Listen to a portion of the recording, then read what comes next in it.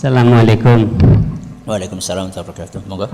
Ustadz, bagaimana dalam menyikapi kalau kita sudah merasa berdoa yang begitu lama tidak dikabulkan? Itu langkah berikutnya kita harus bagaimana? Kadang-kadang di dalam diri kita ada suudzon terhadap Allah. Iya, itu aja. Terima kasih. Bagaimana sikap kita kalau kita lama berdoa kok belum dikabulkan? Satu, introspeksi diri. Mungkin kita tidak memenuhi kriteria orang yang doanya dikabulkan. Karena Allah akan mengabulkan semua doa. Yang penting memenuhi kriteria. Apa kriterianya? Satu, yang berdoa itu makanannya halal, minumannya halal, pakaiannya halal. Alias orang ini penghasilannya halal. Kalau haram, makanannya haram, minumannya haram, pakaiannya haram, itu akan ditolak sama Allah. Mat'amu haram, wa mashrabu haram, wa malbasu haram, fa anna yustajabulah. Ada orang berdoa, kata Rasul SAW, berdoa kepada Allah, mengangkat kedua tangannya, ya Rabbi, ya Rabbi. Ya.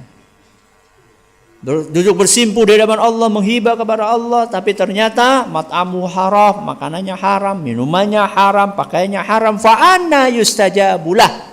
Kata Rasulullah SAW, bagaimana mungkin orang yang seperti ini akan dikabulkan doanya? Maka yang pertama apa? Introspeksi diri. Yang kedua, kita harus paham, Allah mengabulkan doa caranya beda-beda.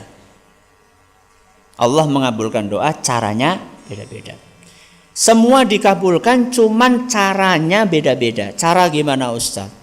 Ada orang minta A, dikasih sama Allah A. Ada orang minta A, dikasih sama Allah A. Ini cara yang pertama. Ada orang minta sama Allah A, dikasih sama Allah B.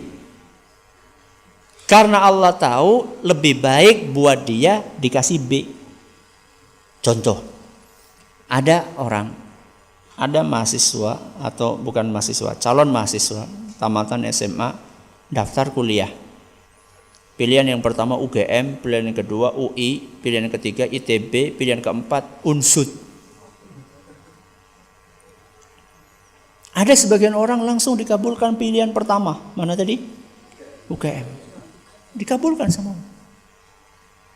Ada orang yang sama Allah dikabulkan, bukan dikasih pilihan pertama, kedua, ketiga, UGM ora, UI ora, ITB ora, UNSUD. Kenapa Allah kasih UNSUD? Ternyata Allah inginkan ada kebaikan di situ. Jadi perak karo masjid Atawi Reja. Jadi ngaji nang kene.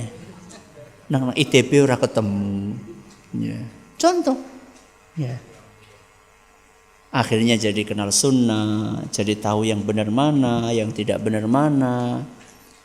Bisa rajin beribadah kepada Allah. Ini lebih mahal daripada kuliah di tempat-tempat yang tadi disebutkan seandainya tidak dekat dengan Allah Azza wa Jalla. Ya. Ini yang kedua.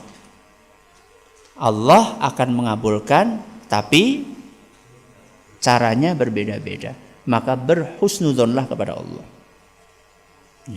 Dan bisa jadi cara Allah mengabulkan dengan menghindarkan kita dari mara bahaya. Bisa jadi seperti itu.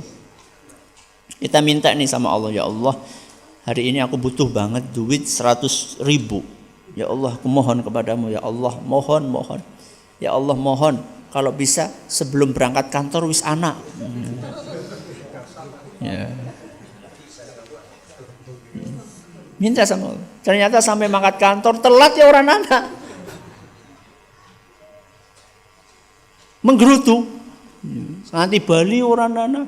Ternyata Allah Subhanahu wa taala ganti yang 100.000 itu dengan keselamatan jenengan dari kecelakaan.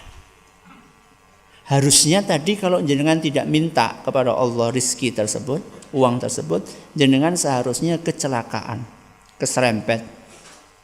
Dan kalau misalnya keserempet, untuk dandani motor karo berobat butuh duit 100.000. Allah Subhanahu wa taala tidak kabulkan yang 100.000, tapi dikabulkan, dihindarkan dari sebuah kecelakaan yang kalau terjadi biaya yang dikeluarkan 100.000.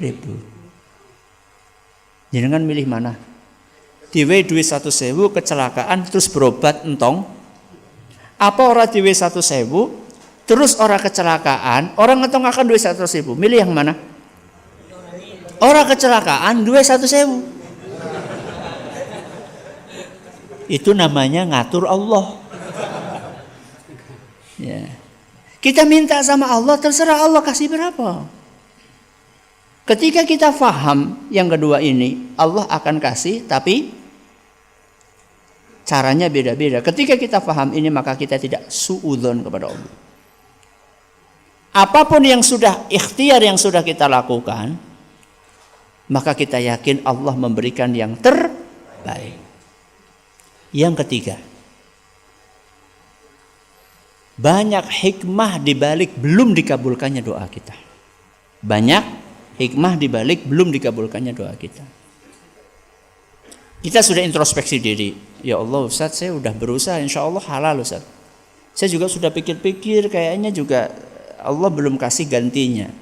Tapi kenapa kok juga belum dikabulkan juga? Yang ketiga, ada hikmah kebaikan. Apa itu? Pahala. Pahala. Saya tanya, doa itu ibadah atau bukan? Ibadah. Berarti kalau kita lakukan dapat pahala? Doa sekali sama 2 kali pahalanya besar mana? 2 kali. 2 kali sama 100 kali besar mana? 100 kali. Allah sayang sama kita. Allah tabung doa-doa tersebut dalam bentuk pahala.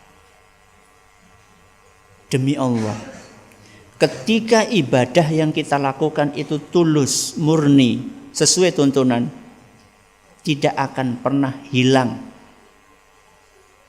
Seandainya Allah berkehendak, tidak akan pernah hilang, tidak akan sia-sia.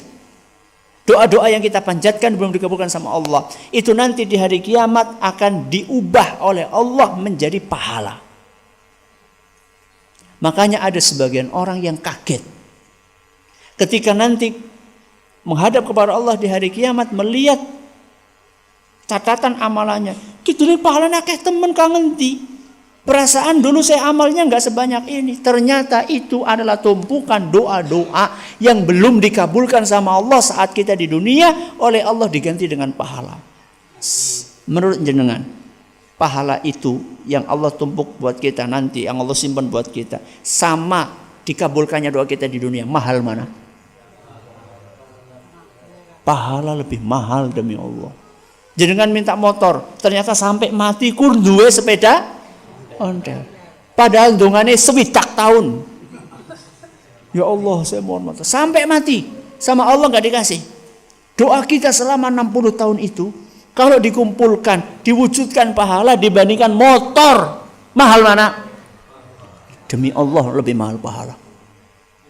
Ya. Pahala ini bisa mengantarkan kita ke surga biiznillah, insyaallah. Sedangkan motor begitu mati ya wis. Ya. Ini 3 poin.